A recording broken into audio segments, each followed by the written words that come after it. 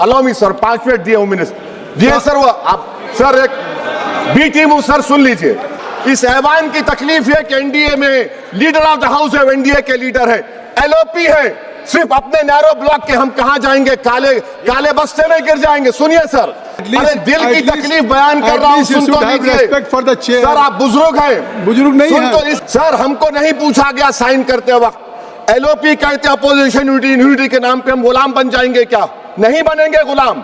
तो इसी पर एक शायर ने कहा था एलओपी के ऊपर कि तेरी नजर में कदर कुछ, तेरी नजर में मेरी कदर कुछ भी नहीं, मेरी कदर इनसे पूछ जिन्हें हासिल नहीं हूं मैं। हम एक मोशन मूव करने वाले हैं कल, मैं, चंद्रशेखर और राजकुमार रोड, पप्पू यादव आएंगे नहीं आएंगे नहीं मालूम, ताकि बेनीवाल को डिप्टी स्पीकर बनाया जाए। सर आप देखिए, बहुत शुक्रिया आपने बोलने का मौका दिया। शायर ने अच्छा कहा, बड़ी देर कर दी मेहरबा आते आते। मैं आपके जरिए से वजीर दाखिला से अपील करूंगा कि मुझे खामखा बदनाम किया जाता है कि मैं बी टीम हूं, तो आप अपने तरफ से 5 मिनट मुझे दे दीजिए। कुछ तो दिया नहीं आप तक, तो वक्त दे दीजिए अपना खाली बोलने के लिए, ताकि मैं आपके खिलाफ बोल सकूं, ताकि इल्जाम हमेशा के लिए सही या झूठ साबित हो जाए। तो सर, हमारे देश में सेपरेशन ऑफ पावर्स है, लेजिस्लेचर इंडिपेंडेंट एग्जीक्यूटिव जुडिशरी से, मगर हम ये देख रहे हैं कि एग्जीक्यूटिव बार बार लेजिस्लेचर पर कब्जा करते जा रहा है, और 40 साल के बाद इस तरह का एक मोशन आया है। तो एग्जीक्यूटिव को चाहिए कि वो मुहासबा करें कि आखिर क्या वजह है। We have a marauding executive sir, which wants to overpower and take over the legislature and reduce it to cipher. Sir, the speaker जो मुकाम है, 6वां मुकाम है उनका, प्रेसिडेंट, वाइस प्रेसिडेंट, प्रधानमंत्री, डिप्टी प्राइम मिनिस्टर के बाद 6वां मुकाम है, सीजीआई के बराबर है। सर, नीलम संजीवा रेड्डी ने क्या कहा था स्पीकर के बारे में, Kaul and Shakdher page number 124 देख लीजिए।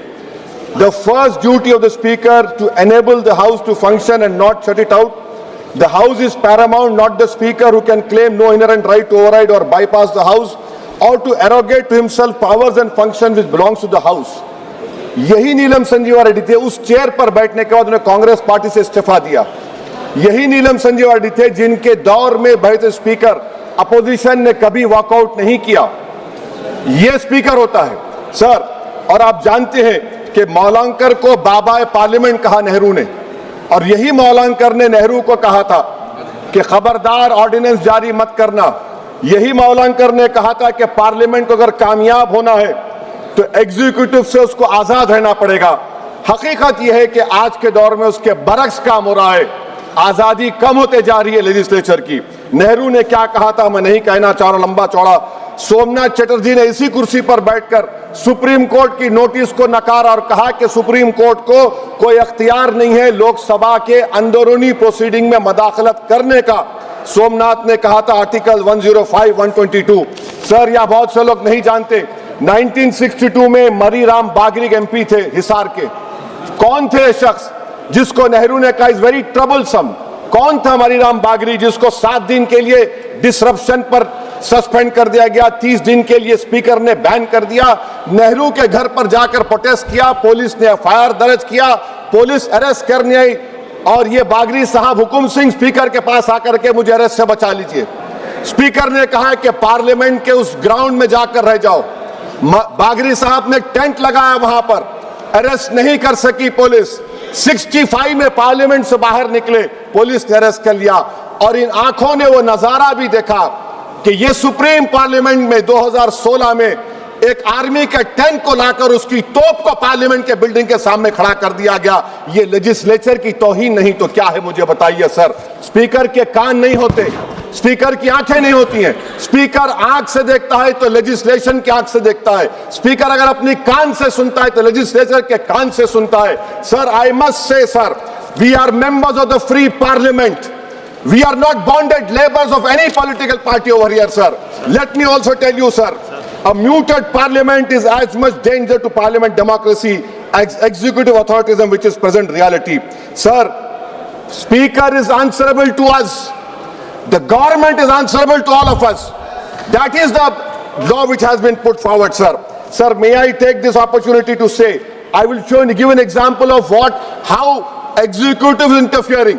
The media knows that this government is going to bring in this session a bill on women reservation. We don't know. This house does not know. What is the dignity of this house? Please tell me, sir. So this clearly shows that executive works in a secret and deceitful manner to decrease the glory of this august house. Sir, may I tell you that Article 98 of the... Sir, please, sir, allow me, sir. 5 minute दिए 1 minute दिए sir. वो आप sir एक B team sir सुन लीजिए. Article 98, sir, Article 98. The house shall have a separate secretariat. Why have you appointed retired IAS over here? You have a separate secretariat. Where is the sovereignty of the house? Sir, I have been a member of 2004 to 2024. I have never seen this house work for 70 days. Sir, Article 93 mandatory as deputy speaker बनाना. हम एक motion move करने वाले हैं कल. मैं चंद्रशेखर और राजकुमार road, Pappu Yadav आएंगे नहीं मालूम, ताकि बेनीवाल को डिप्टी स्पीकर बनाया जाए. सर, आप देखिए, executive feels happy with panel of chairmen. What is the panel of chairmen? It is a creation of speaker under Rule 9. And you don't have voting right also. What about it? Sir, I'm concluding, sir. Sir, I'm concluding, please, sir. Sir, I'm concluding. Sir, इस ऐवान की बदबख्ती है, सुन तो लीजिए, sir. अरे दिल की तकलीफ बयान कर रहा हूँ, सुन तो लीजिए. सर, आप बुजुर्ग हैं. बुजुर्ग नहीं हैं. सुन तो इस ऐवान की तकलीफ ये है. इस ऐवान की तकलीफ है कि एनडीए में लीडर ऑफ द हाउस है, एनडीए के लीडर है, एलओपी है. सिर्फ अपने नैरो ब्लॉक के हम कहां जाएंगे? काले बस्ते में गिर जाएंगे. सुनिए सर, हमको नहीं पूछा गया साइन करते वक्त. एलओपी कहते हैं अपोजिशन यूनिटी के नाम पे हम गुलाम बन जाएंगे क्या? नहीं बनेंगे गुलाम. वाइस प्रेसिडेंट का इलेक्शन आपने नहीं पूछा हमको.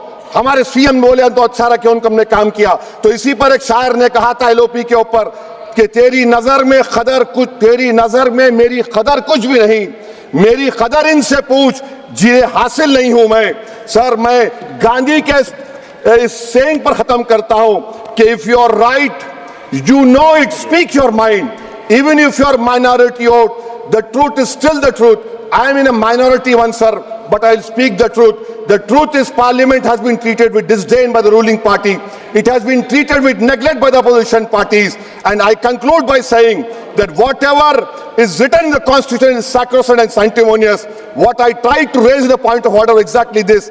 And my reservation to this motion of removal is that it doesn't address the malice. It only is attacking the symptom of the fountainhead, that is executive. Motion is Chandrasekhar ji. I offer my best wishes to Om Birla. I hope that he will stop the executive encroachment into legislature. I remain neutral. धन्यवाद.